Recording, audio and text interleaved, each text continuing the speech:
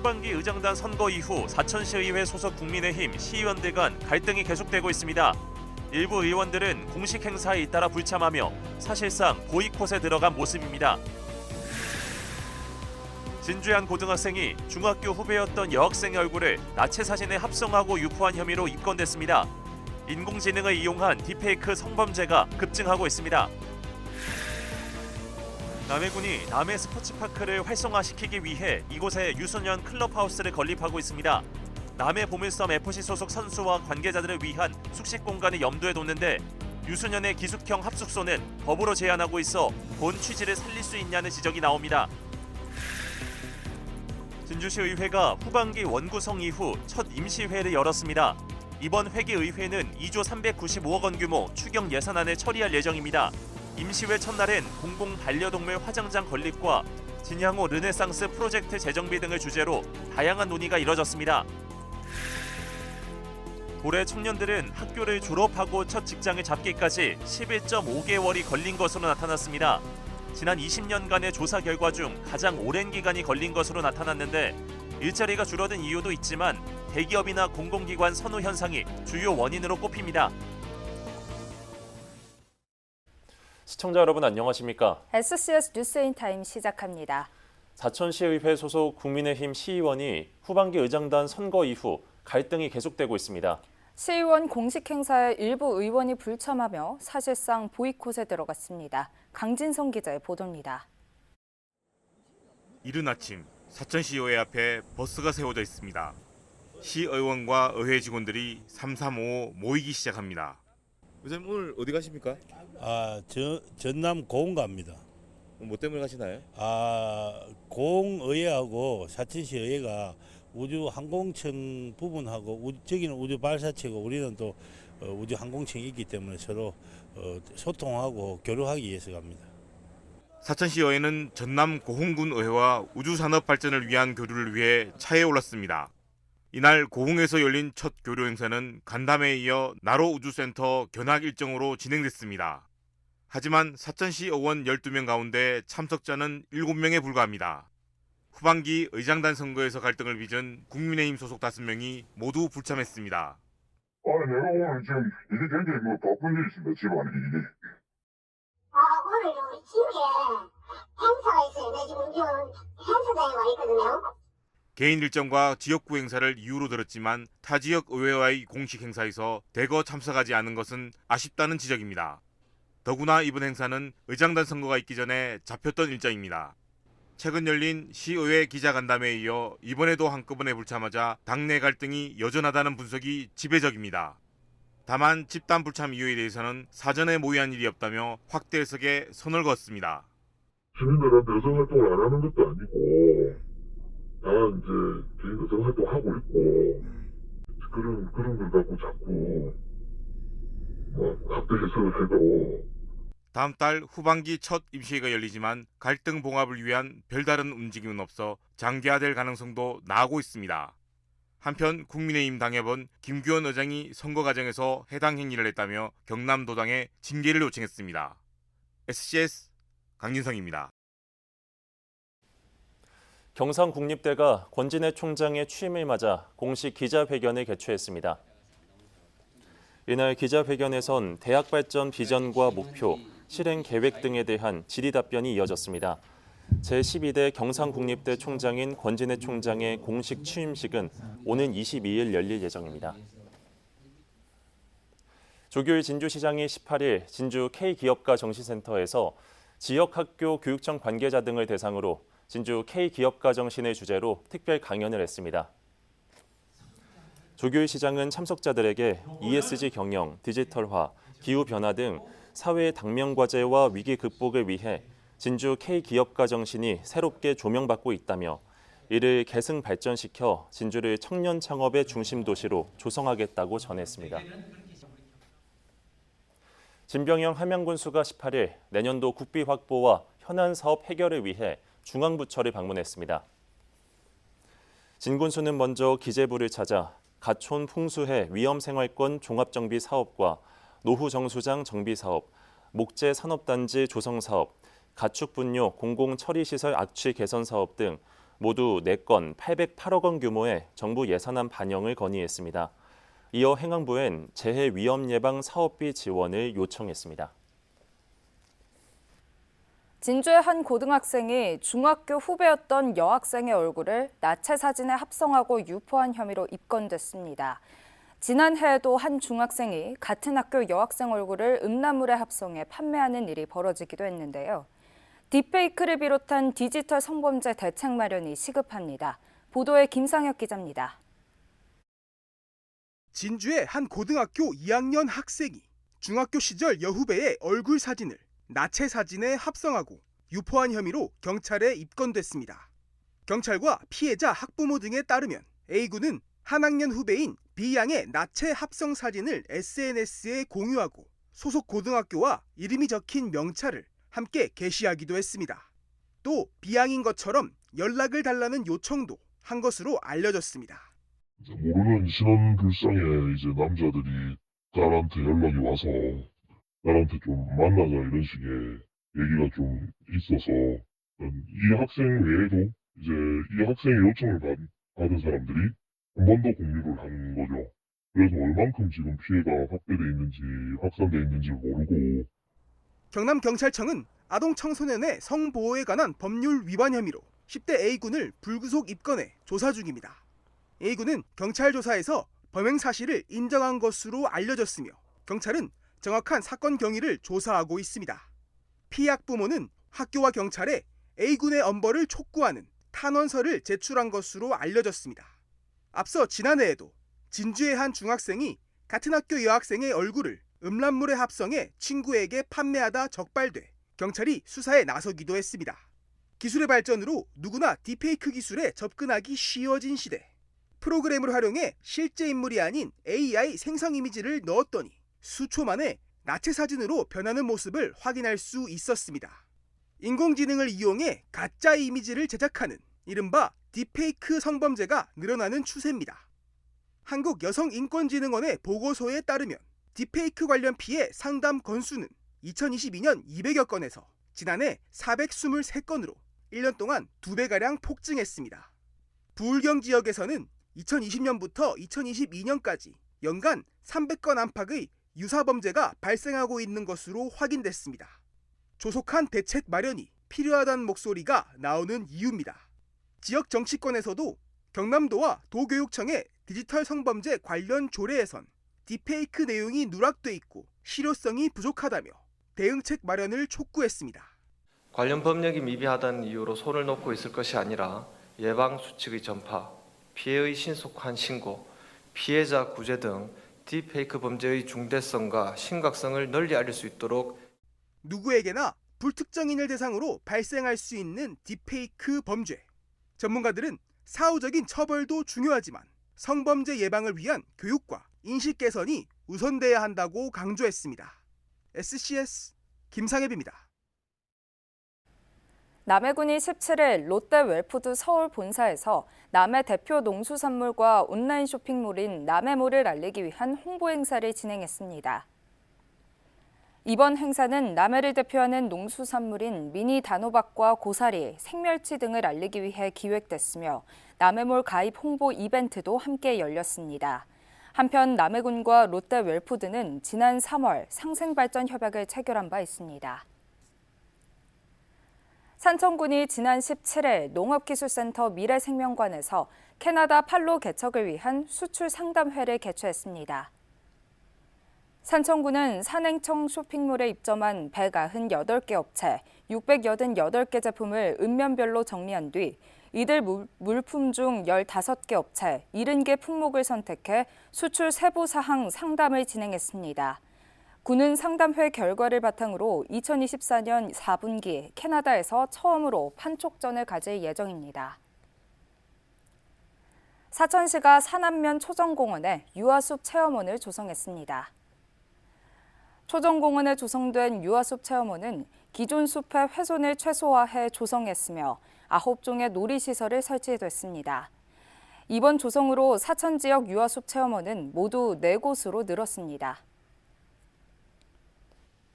2004년 완공 이후 체육인들의 전지훈련 장소는 물론 굵직한 전국대회가 진행돼 온 남해 스포츠파크.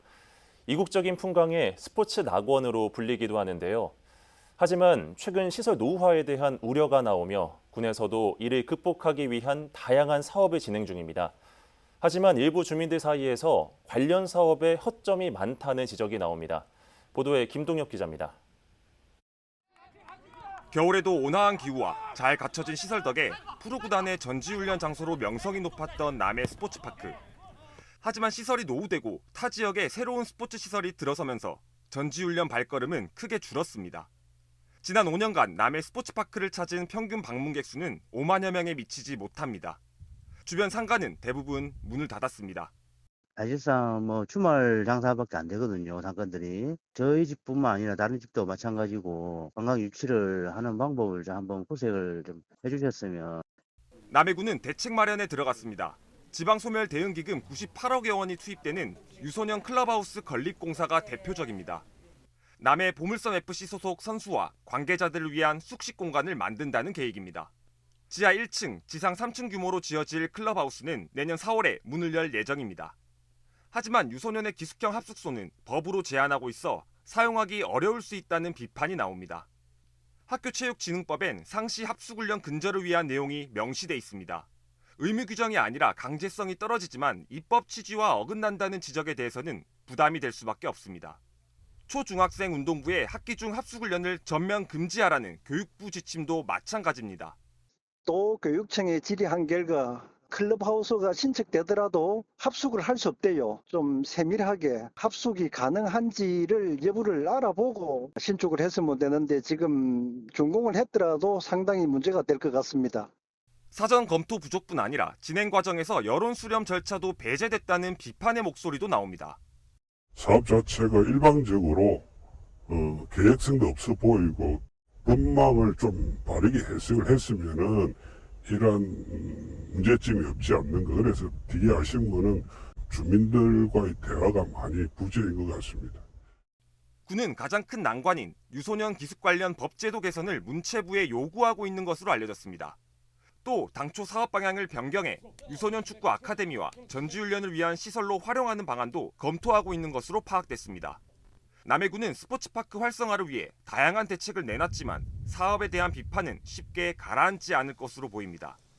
SCS 김동엽입니다. 하동군 보건의료원 설립을 위한 공유재산 관리계획안이 하동군의회 본회의를 통과했습니다. 18일 열린 하동군의회 임시회 제2차 본회의에서 보건의료원 관련 내용이 담긴 제4차 수시본 공유재산 관리계획안이 승인됐습니다. 다만 이번 회기에서 의결된 제2차 추경안에서 보건의료원 실시설계 예산 12억 5천여만 원은 예결특위의 심의와 재심의를 거친 후 전액 삭감됐습니다. 산청군 단성면이 한국수자원공사에서 시행하는 남강댐 주변 지역 주민지원 공모제에 2년 연속 선정됐습니다. 이번 공모제는 댐 주변 주민생활 지원 사업의 일환으로 주민 소득 증대와 복지 증진에 부합하는 사업을 발굴하기 위해 마련됐습니다. 단성면은 경로당 환경 개선 노인 일자리 사업으로 응모해 최종 선정됐으며 3천만 원의 기금을 확보, 노인 일자리 참여자 16명을 모집해 오는 12월까지 경로당 환경 개선 공익형 일자리에 배치할 계획입니다. 하동군 보디빌딩 협회 소속 김윤희 선수가 IFBB 아시아 선수권 대회에 국가대표로 참가해 우수한 성적을 거뒀습니다. 지난 5일부터 나흘간 몽골 울란바토르에서 열린 IFBB 보디빌딩 대회에서 김윤희 선수는 여자 핀 모델 부문 2위, 여자 비키니 부문 3위에 입상했습니다. 한편 김윤희 선수는 하동군 보디빌딩 협회 창립 35년 만에 최초로 국가대표로 발탁된 선수입니다.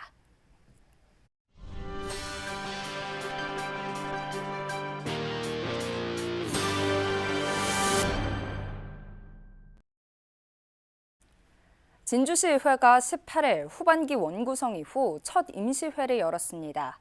이번 회기엔 추경 예산안과 집안 치마 대책 수립 등을 내용으로 한 각종 조례안이 심의 의결되는데요. 임시회 첫날 5분 자유 발언에선 공공반려동물 화장장 건립과 진양호 르네상스 프로젝트 재정비 등이 다뤄졌습니다. 보도에 하준 기자입니다. 국내 반려인구 1,500만 명 시대. 반려인이 늘면서 동물 장묘 문화에 대한 관심도 덩달아 커지고 있는데 그에 반해 화장시설은 전국 70여 곳에 불과합니다. 이 중 경남엔 모두 9곳으로 이마저도 김해와 양산 등지에 몰려있고 서부 경남의 경우 민간 동물 화장장 건립 시도가 몇 차례 있었지만 번번이 무산됐습니다. 이런 가운데 18일 열린 진주시의회 임시회에서 공공 반려동물 화장장을 설치해야 한다는 주장이 나왔습니다. 신영국 의원은 행정에서 직접 체계적이고 위생적인 사체 처리 시설을 구축하게 되면 관련 수요 해결과 환경 오염 방지, 동물 복지 인식 제고 등 다양한 이점이 있을 것이라고 설명했습니다. 진주시가 시민들을 위해 선제적으로 반려동물 화장장을 설치한다면 반려동물 사체 처리 관련 행정 수요를 해결함과 동시에 사회적 비용 절감 및 지역 경제 활성화에도 기여할 수 있을 것입니다. 전종현 의원은 진양호 일대의 힐링 문화공간 확충을 위해 추진되고 있는 진양호 르네상스 프로젝트의 방향성을 지적, 사업 전반의 내실화를 주문했습니다. 투입된 예산에 비해 지역민 체감 편익이 크지 않다며 진양호 인접지자체와의 연계 콘텐츠, 상권 활성화 방안 등이 포함된 종합계획이 필요하다는 겁니다. 진양호를 함께 인접하고 있는 사천시, 산청군과의 연계사업 발굴도 중요한 정책 과제입니다. 문화적, 물리적 개발에만 머무를 것이 아니라 지역사회의 경제적 파급 효과까지 고려한 진정한 의미의 부흥으로 거듭날 수 있도록. 이 밖에 박미경 의원은 장애인 근로자의 직업 재활과 경제적 자립을 위한 중증장애인 생산품 우선 구매 촉구를, 이규섭 의원은 상봉동과 충무공동, 금산면에서 시범 운영되고 있는 주민자치회를 모든 읍면동으로 확대하자고 제안해 눈길을 끌기도 했습니다. 한편 오는 29일까지 12일 동안 열리는 진주시의회 임시회에선 2조 395억 원 규모의 2024년도 제1회 추가경정 예산안과 진주시 지하 안전관리에 관한 조례안 등 총 24개 안건이 다뤄집니다. SCS 하주입니다. 청년들이 졸업 후 첫 직장을 잡기까지는 11.5개월로 역대 가장 오랜 기간이 걸리는 것으로 나타났습니다. 일자리가 줄어든 이유도 있지만 대기업이나 공공기관 선호 현상이 주요 원인으로 꼽히고 있습니다. 정성희 기자가 취재했습니다. 학교를 졸업한 청년들의 일자리 고민이 길어지고 있습니다. 2024년 기준 학교를 졸업한 뒤 처음 임금 근로직을 갖기까지 걸린 기간은 11.5개월로 집계를 시작한 2004년 이후 가장 길었습니다. 지역에서도 비슷한 양상을 보였습니다. 절반이 조금 넘는 학생들은 대다수 졸업과 동시에 취업을 하는 것 같습니다. 그리고 나머지 한 절반 정도는 구직 기간이 좀 길어지는 거는 요즘의 현상인 것 같아요. 이름 있는 기업이나 급여가 높은 곳을 선호하는 현상이 두드러진 것도 원인 중 하나로 꼽힙니다. SNS를 통해서 사실 또 좋은 곳 대기업이나 그런 좀 누가 봐도 좋은 직업이고 뭐 연봉이 높다 이런 직업에 취업한 사람들이 대부분 SNS를 올리고 자랑을 하고 그럼에 따라서 그거를 보는 또 다른 또 학생이나 동기들이 눈이 또 높아져서. 지난해 대한상공회의소가 발표한 청년 세대 직장 선호도 조사에 따르면 대기업이 64%로 가장 많았고 공공부문, 중견기업 순으로 나타났습니다. 중소기업이라고 응답한 비율은 16%에 그쳤습니다. 전문가는 처음부터 대기업을 지원하기보다 자신에게 맞는 기업에서 시작해 경력직으로 도전하는 것도 좋은 방법이라고 조언합니다. 오히려 중견 중소기업에서 멀티를 통해 가지고 실력을 키우고 그리고 찾아가는 것도 방법이지 않겠나. 예. 그래야 동네에 있는 중견 중소기업도 살고 인력 수급도 되고. 청년들의 대기업 선호 현상은 마냥 비판적으로 바라보기 어렵다는 의견도 나옵니다. 첫 직장을 그만두는 이유로 절반 가까이가 열악한 근로 여건을 꼽고 있기 때문입니다. 중소기업 취업 기피 현상을 바꾸기 위해서는 정부의 제도적 지원과 근무 환경 개선을 위한 기업의 노력이 필요해 보입니다. SCS 정성입니다. 사천시 농업기술센터가 생활개선회 회원을 대상으로 진행된 탄소 중립 전문 활동가 양성 과정을 종료했다고 밝혔습니다. 사천 YMCA 사천시 기초환경센터와의 협약으로 진행된 이번 과정에는 모두 15명이 수료했고 앞으로 전문 활동가로서 탄소 중립 캠페인과 현장 교육을 진행하게 됩니다. 서희초 교사 사망 1주기를 맞아 경남교육청과 교직단체들이 추모제를 열었습니다.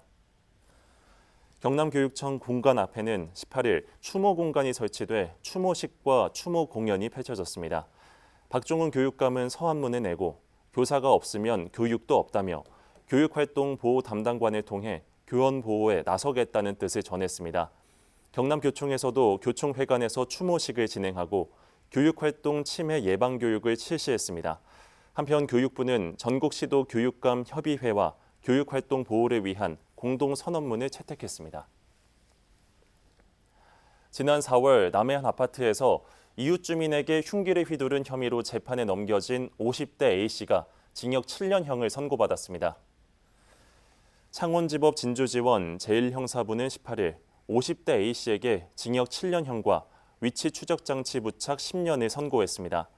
재판부는 A씨의 범죄가 사회적 불안을 초래해 엄중한 처벌이 필요하다면서도 정신병으로 치료를 받아온 점을 들어 심신미약이 인정된다며 이를 참작했다고 판시했습니다. 한편 검찰은 A씨에게 징역 15년형을 선고해달라고 재판부에 요구한 바 있습니다.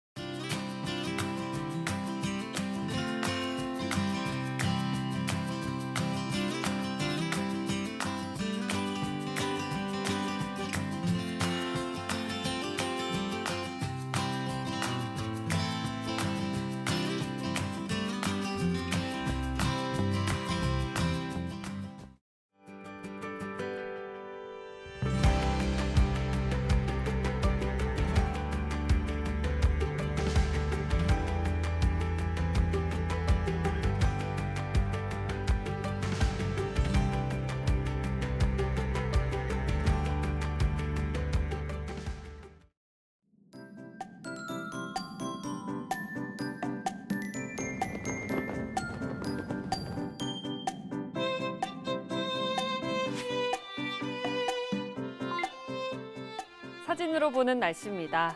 서부 경남 지역 비가 계속 이어지고 있는 모습인데요. 국지성 호우가 내리는 곳도 있을 것으로 보입니다. 비가 일시적으로 많이 올 경우 가시거리가 짧아지니까요. 차량 운행 시 추돌 사고 등의 피해가 발생하지 않도록 교통 안전에 각별히 유의하셔야겠습니다. 이어서 자세한 지역별 날씨 살펴보겠습니다.